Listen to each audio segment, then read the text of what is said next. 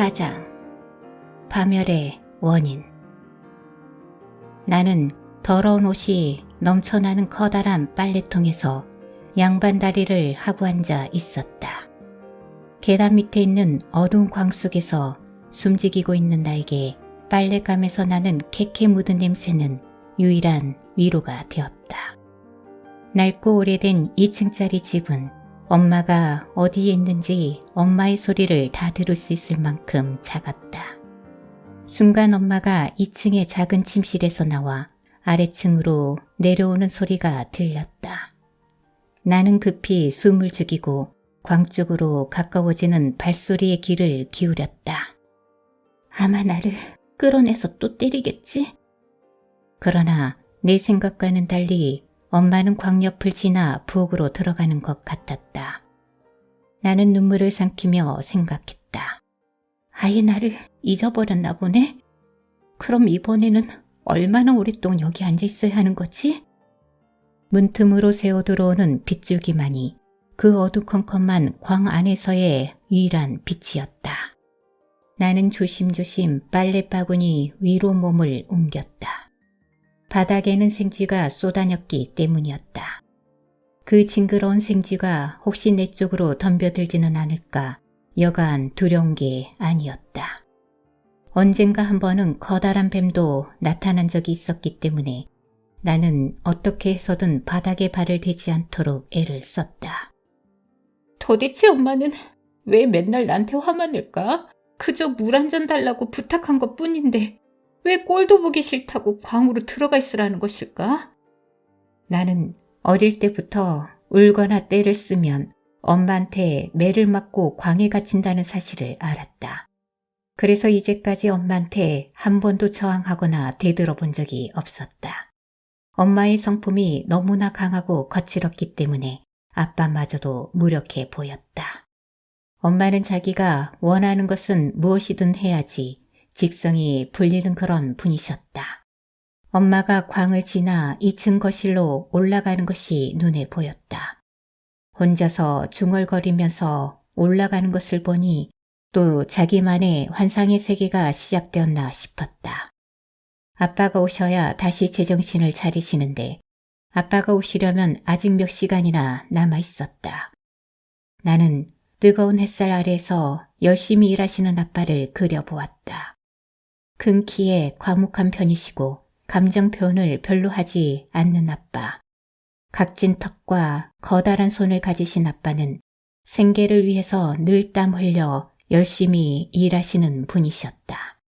그리고 가끔 일을 하지 않으실 때는 힘들어 죽겠다는 말만 연신 되풀이하곤 하셨다. 오늘은 다른 목재소에 나무들을 운반하시러 나가셨다. 아빠는 정말 열심히 일하셨지만 우리는 늘 돈이 모자랐다. 나는 아빠가 좀 더 많은 시간을 집에 계셨으면 했다. 왜냐하면 아빠가 계실 때면 엄마가 나를 광에 가두는 일은 없었기 때문이었다.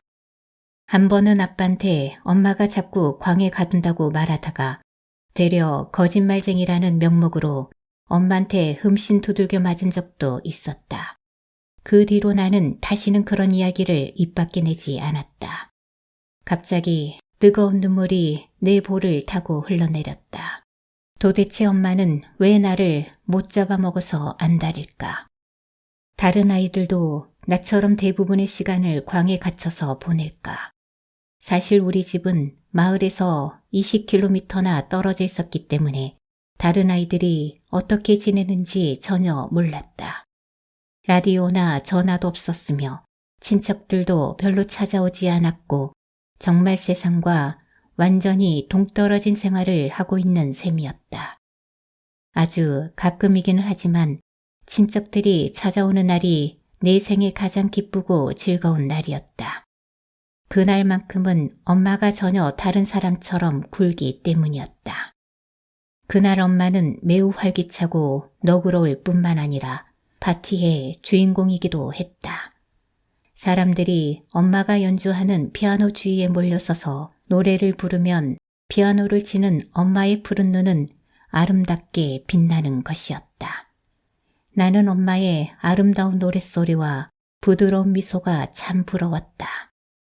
들로레스 이모는 엄마가 키가 크고 또 머릿결도 갈색이어서 엄마를 볼 때마다 바람과 함께 사라지다의 여자 주인공이었던 비비안 리가 생각난다고 했다. 그 이야기를 들을 때마다 나는 언젠가 그 영화를 꼭 봐야겠다고 다짐하곤 했었다. 나는 유머 감각이 뛰어난 진 이모를 참 좋아했다. 진 이모와 들로레스 이모, 그리고 마크 이모부와 3명의 사촌들이 모두 함께 모이는 날이면 나는 너무나 좋아서 어쩔 줄을 몰랐다. 이보다 더 행복한 날이 없을 것만 같이 즐겁고 행복했다. 그리고 헤어질 때면 모두 깊이 끌어안고 너무도 아쉬워하면서 다음 만남을 기약하곤 했다.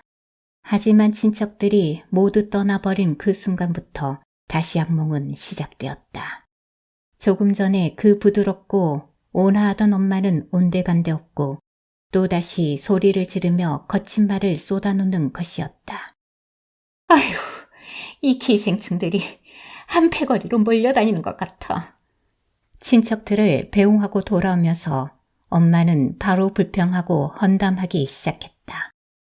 저것들은 그저 배 터지게 먹고 늘어지게 자면 그만이야? 우리 형편은 전혀 생각지도 않는다고. 정말 아무짝에도 쓸모없는 사람들이지. 그러면 아빠는 아무런 대꾸 없이 그저 헛간으로 들어가시고 얼마 안 있어서 나는 또 광해에 갇힐 것이 분명했다. 언젠가는 잠깐 동안이지만 외할아버지를 모시고 산 적이 있었다. 외할아버지는 나에게 가장 좋은 친구가 되어 주셨다. 할아버지가 계시는 동안만큼은 꽤 즐거웠다. 엄마와 할아버지는 자주 다투시곤 했는데 그래도 할아버지가 계실 동안 엄마는 나에게 한 번도 손찌검을 하지 않으셨다. 하지만 할아버지는 곧 우리 집을 떠나셨고 나는 미치도록 할아버지를 그리워했었다. 할아버지는 나를 비참한 생활에서 잠시라도 벗어날 수 있게 해주셨기 때문이었다.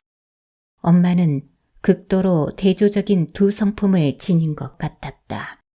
그 하나는 아주 나쁜 것으로 주로 나랑 단둘이 집에 남아있을 때 나타나곤 했다. 비난과 험담을 일삼고 쌀쌀맞았으며 전혀 예측을 할 수가 없었다. 눈에는 분노가 이글거리고 있었고 그런 엄마가 나는 너무나 무서웠다. 나는 악몽에 자주 시달렸는데 그 악몽들의 대부분은 엄마가 아주 끔찍한 모습으로 등장하는 것들이었다. 사람들과 함께 있을 때면 엄마는 전혀 다른 사람이 되곤 했다. 엄마는 사람들에게 완벽하게 보이는 것을 굉장히 중요하게 여겼다.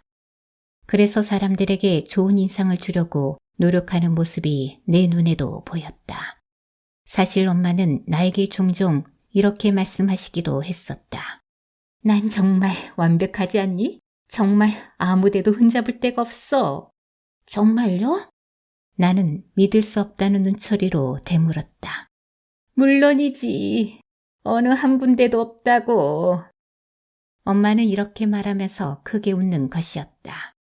그리고는 내가 엄마의 완벽에 흠을 내고 있다고 말씀하셨다. 나는 못생겼고 멍청하기 때문에 내게 무엇인가를 해준다는 것은 낭비에 불과하다는 것이었다. 나는 엄마의 말을 곧이곧대로 받아들였다. 이 세상에서 전혀 쓸모없을 뿐만 아니라 존중을 받을 만한 구석은 한 군데도 없다고 여겼다. 그때는 고립이나 절망, 무력이나 거부, 자포자기나 비애, 공포나 자기멸실 등과 같은 단어들을 알지 못했지만 어쨌든 당시 내가 매일 겪었던 감정과 기분은 바로 이 모든 것들이었다. 광 안에 갇혀있는 무더운 날이면 시간은 정말 더디 가는 것 같았다. 너무 적막하고 지루해서 나도 모르게 꾸벅꾸벅 졸게 되었다. 그런데 부엌에서 저녁 식사를 준비하는 엄마의 소리가 들려 잠에서 깼다. 그리고 얼마 안 있어서 엄마는 광의 문을 열어주었다. 나는 문이 열리자마자 밖으로 튀어나왔다. 그저 엄마가 나를 풀어주었다는 생각에 고마워할 뿐 아무런 불평도 할 수가 없었다. 곧 아빠가 집으로 오셨고 아빠는 소파에 피곤한 몸을 내던지셨다. 휴, 오늘 밤도 몹시 피곤하군. 물론 아빠는 거칠거나 퉁명스럽지는 않으셨다. 하지만 오늘도 나를 위해서 어떤 것도 해줄 수 없다는 사실은 분명했다. 나는 아빠나 엄마가 나를 껴안아 주거나 뽀뽀를 해주었으면 하고 바랬던 적이 참 많았다. 하지만 단 한 번도 그렇게 해준 적이 없었다. 엄마가 저녁을 먹으라고 아빠와 나를 불렀다. 별 대화 없이 식사만 할 뿐이었다. 다음 이틀 동안 목재를 날라야 한다는 아빠의 이야기가 고작이었다. 그리고 아빠는 식사를 다 하시고 소에게 여물을 먹이러 밖으로 나가시면 그만이었다. 나는 어둠이 무서웠다. 게다가 우리 농장에는 전기가 들어오지 않았기 때문에 잠자리에 들 때가 가장 어두울 시간이었다. 부엌에서 흘러 들어오는 가는 불빛만이 유일한 빛이었다. 나는 이불을 머리끝까지 덮고 미동도 하지 않았다. 그러다가 얼마 안 있어서 잠에서 깨어났다. 무슨 악몽을 꾼 게 틀림없었다. 너무 목이 말라 물을 마시러 부엌으로 갔다. 그런데 그만 엄마와 거의 부딪힐 뻔했다. 엄마가 아직 안 주무시고 거기 계셨던 것이었다. 순간 엄마의 손에 들려있는 커다란 부엌 식칼을 보고 깜짝 놀랐다. 높이 쳐들은 칼날이 불빛에 반짝이는 것을 보는 순간 공포감이 느껴졌다. 나를 바라보는 엄마의 차가운 푸른 눈과 입가에 걸린 웃음은 나를 완전히 공포에 질리게 했다. 나는 주춤주춤 뒷걸음질을 쳤다. 그런 나를 보면서 엄마가 큰 소리로 웃기 시작했다. 웃음소리는 점점 더 거칠어지고 무시무시해졌다. 나는 얼른 계단을 뛰어올라 방에 들어가 침대 속으로 들어갔다. 온몸이 부들부들 떨렸다. 간신히 잠이 들기까지 나는 그렇게 떨었다. 내가 다시 잠에서 깨어난 것은 새벽이 막 밝아올 때였다. 아마 그대로 부엌에 있었다면 엄마는 그 끔찍한 식칼로 분명 나를 찔렀을 것이라고 생각했다. 그 순간의 공포와 두려움은 좀처럼 내 마음에서 떠날 줄을 몰랐다. 그 뒤로 나는 계속해서 똑같은 악몽에 시달렸다. 그 꿈은 엄마가 부엌에서 식칼을 높이 쳐들고 공포에 질려있는 나를 쳐다보며 그게 웃어 젖히는 그런 꿈이었다. 내가 6살이 되기 바로 전에 우리는 마을에서부터 30km 정도 떨어진 조그만한 농장으로 이사를 했다. 전에 살던 집처럼 현대적인 편의시설이라고는 전혀 되어 있지 않는 그런 집이었다. 실내에 수도관 시설도 되어 있지 않았고 집 바깥쪽에 악취가 나는 수도가 고작이었다. 물도 제대로 나오지 않았고 목욕통도 없었다.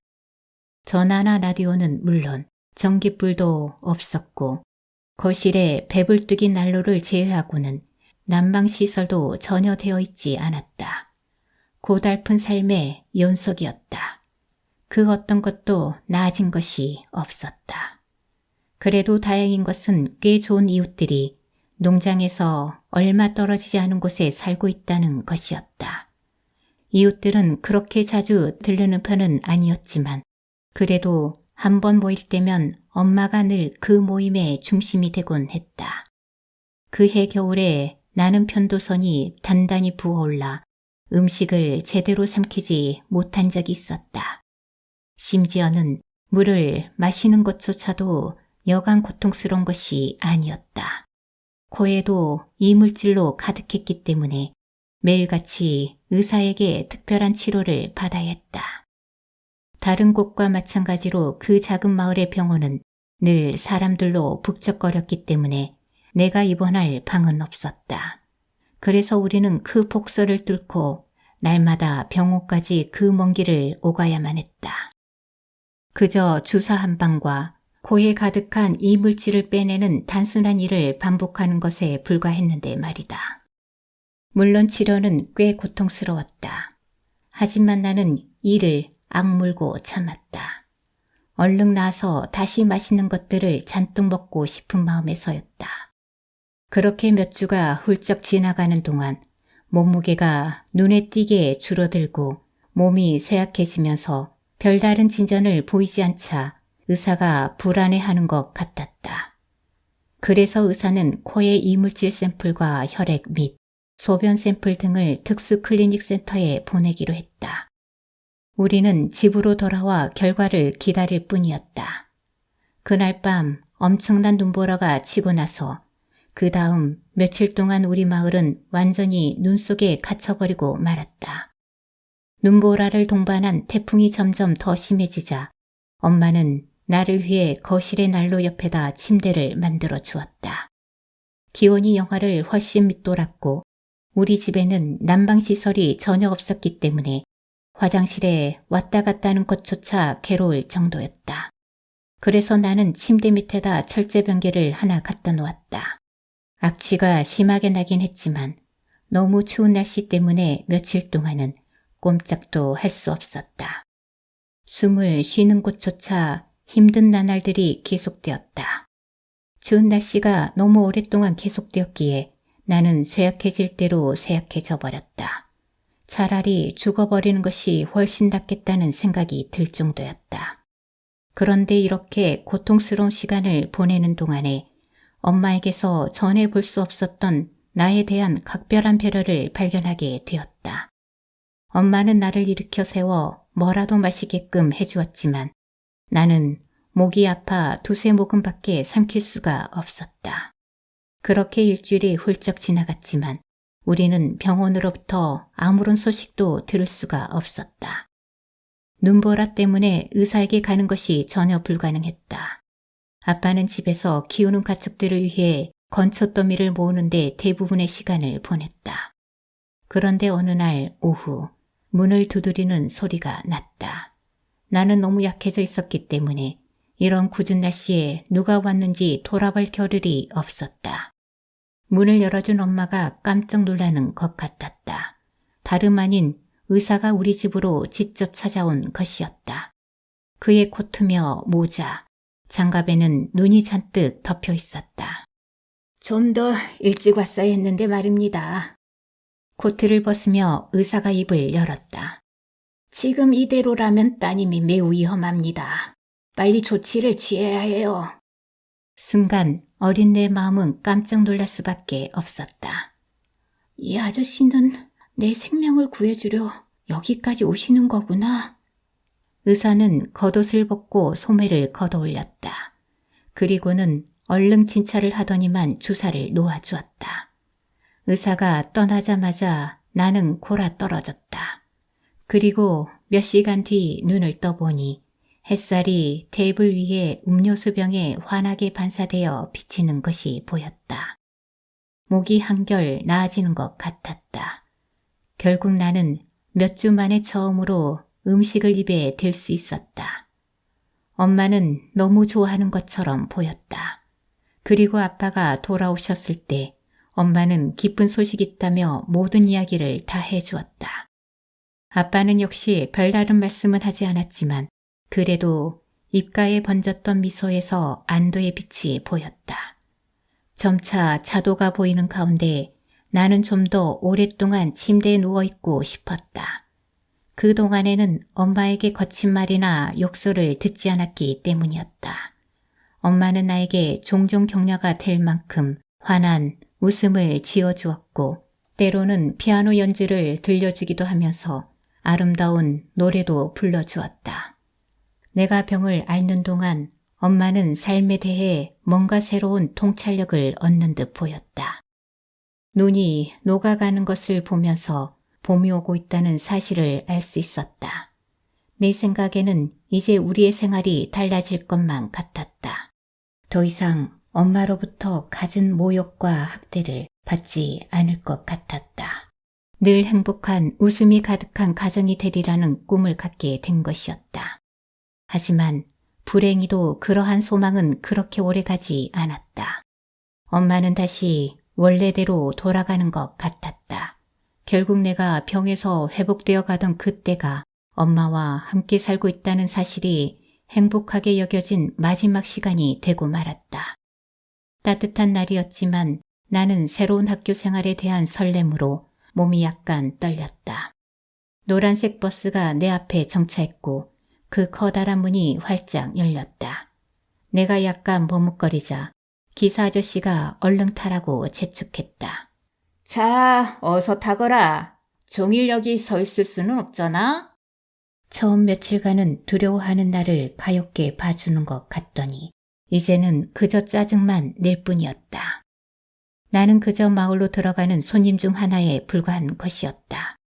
나는 급히 버스에 올라타서 운전석 뒤 두 번째 자리에 앉았다. 그리고 아무도 나를 알아보지 않았으면 하고 얼른 창 쪽으로 얼굴을 돌렸다. 학생들이 점점 더 많아지면서 버스 안은 금세 시끌시끌해졌다. 거의 대부분의 학생들이 서로 잘 알고 있는 듯했고 나는 그런 아이들의 분위기에 주눅이 들어서 꼼짝도 하지 않고 창밖만 바라보았다. 내가 거기서 숨쉬고 있다는 사실을 아무도 몰라주기만을 바랬다. 다행히 아무도 내게 눈길조차 주지 않았다. 하지만 버스가 학교 앞에 정차하고 교실까지 들어가는 동안 아무도 말을 걸지 않기를 바라는 마음으로 또다시 긴장 속에 있게 되었다. 확실히 교실은 버스를 올라타는 것보다 훨씬 더 두렵고 떨렸다. 나는 이제까지 전혀 어떤 교육도 받은 적이 없었기 때문에 1학년에 편입되었고 학급에서 가장 나이 많고 키가 큰 학생으로 학기를 시작했다. 나는 다른 여자들처럼 예쁜 옷을 입지도 않았고 머릿결도 그렇게 곱지 못했다. 내 머리는 무슨 지푸라기처럼 빳빳했다. 누가 말을 걸지 않는 이상 내가 먼저 말을 하는 적은 한 번도 없었고 그저 모든 명령과 규칙을 따를 뿐이었다. 다행히 학교 공부는 그렇게 어렵지 않았다. 그래서 열심히 공부한 덕분에 전 과목에 A 학점을 받았다. 하지만 문제는 실외에서 하는 과목이었다. 특별히 운동장이 무서웠다. 다른 아이들은 신나게 달리면서 소리를 질러대고 모두들 즐겁게 웃었지만 나는 어떻게 놀아야 하는 것인지 도무지 알지 못했다. 몇 번 우리 집에 왔던 사촌들과 어울렸던 것을 제외하고는 다른 친구들과 어울려 본 적이 전혀 없었기 때문이었다. 또 다른 아이들과 어떻게 관계를 맺고 유지하는지도 몰랐다. 쉬는 시간이라도 되면 운동장 맨 끝에 있는 나무숲 사이에 가서 혼자 쉬는 시간을 보내곤 할 뿐이었다. 그러다가 다시 수업 시작종이 울리면 선생님이 얼른 운동장으로 나오라고 손짓을 했고 그러면 나는 그네 타는 줄에 가서 가장 긴 줄 맨 뒤에 섰다. 한참을 기다리다가 내 차례가 오면 얼른 다른 줄 뒤에 가서 서고 그러기를 반복하며 체육 시간을 보냈다. 사실 나는 그네 타는 법도 몰랐고 그래서 아이들에게 바보 취급당할까봐 두려웠던 것이었다. 그렇게 2주 정도 시간이 지난 어느 날 나는 다시 그네 타는 줄에 서 있었다. 그런데 그때 어떤 남자아이가 물었다. 이봐, 수수깡, 넌 이름이 뭐냐? 스톰이. 나는 조그만 목소리로 대답했다. 뭐? 진짜야? 얘들아, 이 수수깡 이름이 뭔지 알아? 스톰이란다, 스톰이. 내 이름을 들은 아이들이 하나같이 웃기 시작했다. 나는 너무 창피해서 어쩔 줄을 몰랐다. 그러다가 다른 아이가 다시 물었다. 이봐, 스톰이. 도대체 어쩌다가 그렇게 우스꽝스러운 이름을 얻게 된 거야? 그러자 또 다른 아이가 얼른 나섰다. 그거야 간단하지. 분명히 태풍이 몰아치는 날에 태어나서 그럴 거야. 안 그래? 아니면 무슨 태풍 부대 소속이거나. 다른 아이가 맞받았다. 나는 어쩔 줄을 몰랐다. 참으려 했지만 결국 울음을 터뜨리고 말았다. 몸이 부들부들 떨렸다. 마침 그때 수업을 날리는 종소리가 나서 아이들이 교실로 들어간 것이 그나마 다행이었다. 순간 너무나 외롭고 쓸쓸하다는 생각이 나를 사로잡았다. 사람들 눈에 띄지 않는 곳에 가서 살고 싶다는 생각도 들었다. 메리 같은 평범한 이름을 지어주지 않는 아빠가 원망스럽기도 했다. 아빠는 내 이름을 스톰이라고 지은 이유가 내가 태어난 날이 폭풍우가 몰아치던 날이기도 했고 또 이상하게도 구름이 잔뜩 끼고 비가 내리려고만 하면 내가 울어댔기 때문이라고 했다. 엄마는 내 이름을 마릴린이라고 짓고 싶어 하셨다. 하지만 아빠가 마릴린이라는 이름을 들으면 생각하기도 싫은 누군가가 자꾸 떠오른다고 싫어하셔서 결국 내 이름을 버지니아라고 짓기로 결정을 내리셨다. 하지만 그 이름은 내가 태어나고 얼마 동안만 쓰이고 아무도 그 이름으로 나를 부르지 않았다. 결국 내 이름은 법적으로 완전히 스토미로 바뀌었다. 결국 학교에 들어가기 전까지는 이름이 그렇게 큰 문제가 되지 않았다. 그러나 지금은 영락없이 아이들의 놀림감이 되고 말았다. 또 다른 문제는 내가 말을 잘 못한다는 것이었다. 다른 친구들의 반응을 통해서 나는 내 언어 능력에 문제가 있다는 사실을 알 수 있었다. 나는 단어들을 정확하게 구사하지 못했고 또 발음도 자꾸만 새나가는 것이었다.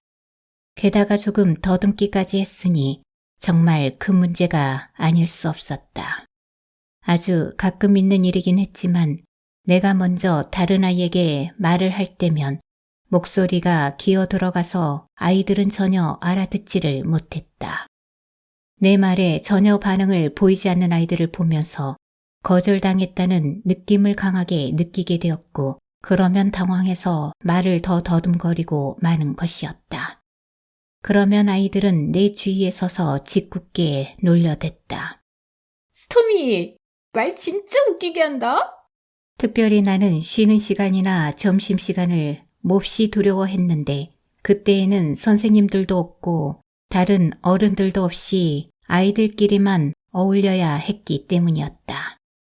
나에게는 정말 암흑기와도 같은 시간들이었다. 집에서의 생활이라고 해서 학교보다 나은 것은 별로 없었다. 엄마는 늘 변덕스럽고 종잡을 수가 없었다. 갑자기 벌컥 화를 내면서 폭력적이 되어서 얼토당토한 이유로 나를 때리곤 했다. 또 어떤 날에는 아예 내가 존재하지 않는 것처럼 행동하기도 했는데 그럴 때면 나는 엄마의 신경을 건들지 않으려고 잠자코 지내기만 했다. 가끔 엄마는 상상 속의 세계에 빠져 있는 것 같았다. 혼자서 누군가와 대화를 하기도 했는데 그 상대가 되는 사람들 중 대부분은 엄마에게 부당한 짓을 한 사람들이었다. 엄마는 혼자서 마구 욕설을 퍼부었다. 그럴 때에도 역시 엄마 눈에 띄지 않는 것이 상책이었다. 자칫 눈에 거슬리기라도 하면 그 모든 폭력이 죄다 나한테 올 게 뻔했다. 하루는 내가 엄마의 진주 목걸이를 몰래 학교에 가져간 적이 있었다. 학교에서 사진 촬영이 있는 날이어서 목걸이를 하고 사진을 찍을 생각이었다. 나는 교실에 들어갈 때까지 진주 목걸이를 주머니에 단단히 넣어서 가져갔다. 다른 여자아이들은 한결같이 예쁘고 근사한 드레스를 입고 왔지만 나만 매일 빨간색 체크 남방의 파란 바지였다. 그런 말괄량이 복장에 진주 목걸이는 전혀 어울리지 않는 것이었지만 그때는 그런 생각을 하지도 못했다. 게다가 며칠 후에 엄마가 그 사진을 보게 되면 영락없이 들통이 나서 단단히 혼이 날 것까지 예상할 만큼 그렇게 영리하지도 못했다. 어쨌든 나는 예쁘게 보이고 싶었을 뿐이었다. 그로부터 며칠이 지난 어느 날 오후 학교에서 돌아오자마자 기다렸다는 듯이 엄마가 물었다. 얘, 너 엄마 진주 목걸이 못 봤니? 못 봤는데요. 나는 놀라거나 당황하는 기색을 감추면서 대답했다. 그리고 얼른 어디에 뒀는지 생각했다. 목걸이를 다시 원래 있던 자리에 갖다 놓아야 한다는 것을 까맣게 잊고 있었던 것이었다. 엄마는 내 팔을 잡아채더니만 부엌 싱크대 쪽으로 나를 몰아 세웠다. 스톰이, 엄마가 거짓말하면 안 된다고 했을 텐데. 그러더니 겁을 주면서 싱크대에 놓여있는 비누를 구역질할 때까지 내 입에 쳐넣는 것이었다. 내 바지 주머니에서 진주 목걸이를 찾아냈어. 다시는 내 물건에 손대는 일이 없도록 해라. 거짓말도 하지 말고. 엄마가 획 돌아서서 가버린 다음에도 입안을 씻어낼 때까지 한참 동안 입안이 바싹 타는 것 같은 끔찍한 느낌을 참고 기다려야 했다.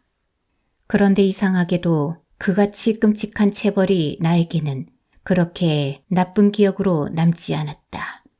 왜냐하면 내가 진짜로 뭔가 잘못한 행동에 대해 엄마가 벌을 준 것이 그때가 처음이었기 때문이었다. 그것은 지극히 정상적인 체벌로 보였고 그래도 엄마가 나에게 관심이 있다는 생각에 기쁘기까지 했다. 그리고 얼마 안 있어서 학교에서 그 문제의 사진이 집으로 배달되었을 때 엄마는 한참을 그저 웃기만 했기에 나는 적이 안심이 되었다. 나는 그럭저럭 1학년 과정을 마쳤고 2달 후에 바로 2학년에 올라갔다. 하지만 그때 엄마는 들로레스 이모가 살고 있는 레블레스카의 옴하하로 나를 데리고 갔다. 나는 거기서 지내는 것을 폭 좋아했는데 사람들과 함께 있으면 엄마가 나에게 굉장히 잘해주었기 때문이었다. 또 사촌들도 나의 좋은 친구들이 되어 주었다. 그러다가 차츰 깨닫게 된 한 가지 문제라면 엄마가 좀처럼 다시 집으로 돌아가려 하지 않는다는 것이었다. 나중에 아빠는 엄마가 집을 떠날 만한 어떤 다툼도 없었다고 말했다. 심지어 2분 사이에 대화도 제대로 없었다고 했다.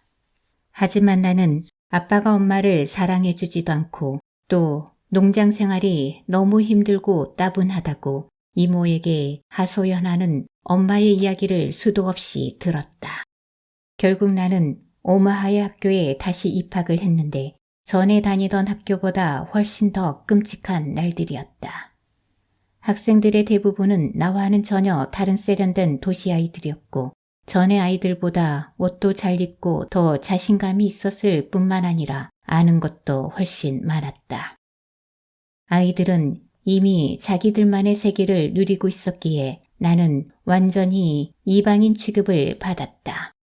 아이들과 어울리지 않는다는 뻔한 사실 앞에 너무나 괴롭고 가슴이 아팠다.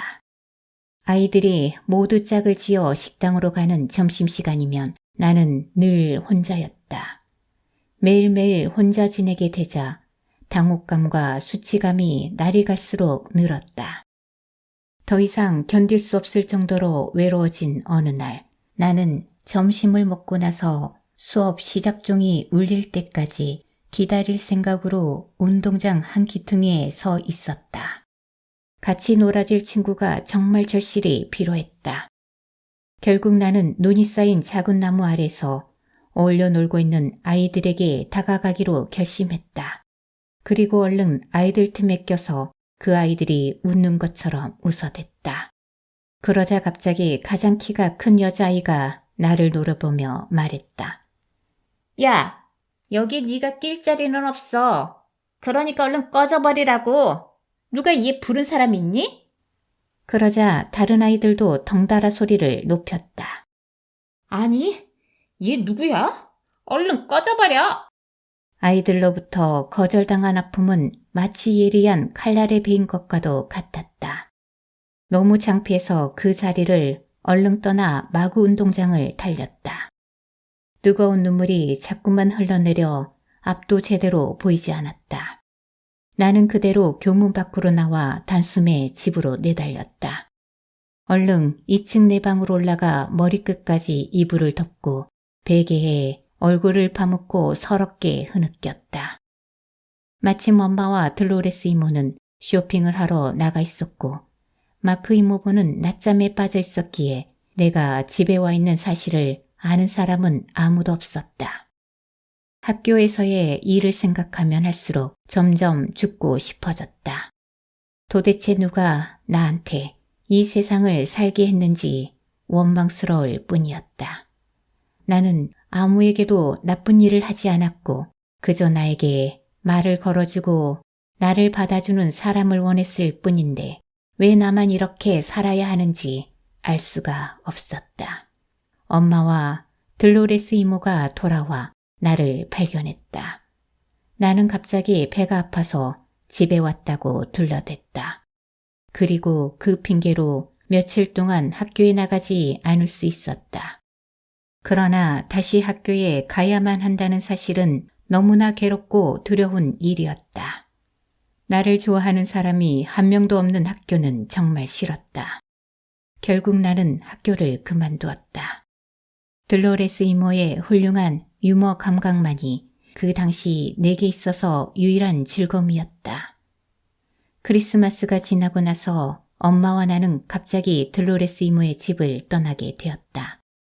사람들은 우리가 다시 집으로 돌아갈 것이라고 생각했지만 엄마의 생각은 달랐다. 그 대신에 우리는 엄마의 고모뻘 되는 그레이스 할머니가 살고 있는 그랜드 아일랜드로 거처를 옮겼다. 거기서 나는 또다시 학교에 편입했고 엄마는 곧바로 직장을 찾아 나섰다. 그레이스 할머니네는 커다란 2층 집이었는데 입구에는 온통 날락 나무들로 둘러싸여 있어서 봄에는 꽃향기가 정말 기가 막혔다. 집안도 깔끔하고 아늑했으며 할머니는 늘 부엌에서 무언가 맛있는 음식을 만드셨다. 하지만 이런 근사한 환경에도 불구하고 나는 아빠가 미친 듯이 보고 싶었다. 그래서 나는 엄마한테 집에 언제 돌아가냐고 자꾸만 물어보곤 했다. 그러면 엄마는 퉁명스럽게 대답할 뿐이었다. 나도 몰라. 그러니까 앞으로 물어보지 마. 이번 새 학교에서 나는 아예 스스로 나 자신을 고립시켰다. 내 유일한 낙이라고는 책을 읽거나 아빠한테 편지 쓰는 것이 고작이었다. 나는 그렇게 졸업하는 6월까지 마음속의 아픔과 고통, 외로움들을 참아내고야 말았다. 마침내 아빠가 들로레스 이모네 집으로 찾아왔고 이모는 즉시 그레이스 할머니에게 엄마를 집으로 돌려보낼 수 있는 절호의 기회라고 말했다. 결국 더 갈 데가 없어진 엄마는 달갑지 않는 마음으로 짐을 꾸려 농장으로 돌아갔다. 엄마는 얼마간 의기소침한 듯 싶더니 다시 심술궂은 천성을 드러내기 시작했다. 하지만 나는 아빠와 함께 있게 되었다는 사실만으로도 기뻤다. 그러나 얼마 안 있어서 우리는 다시 떠나야 했다. 그해 겨울 눈보라가 너무 심하게 몰아쳐서 농장의 가축들이 떼죽음을 당했고 곡식들과 우박을 동반한 폭풍 후에 완전히 못쓰게 되어버렸기 때문이었다. 더 이상 농장에서 먹고 산다는 것은 불가능해 보였다. 엄마와 아빠는 남부 캘리포니아가 비교적 살만하다는 이야기를 듣고 짐을 꾸리기 시작했다. 그저 여기보다는 나을 것이라는 막연한 기대를 품고 우리는 그렇게 남부 캘리포니아로 떠났다.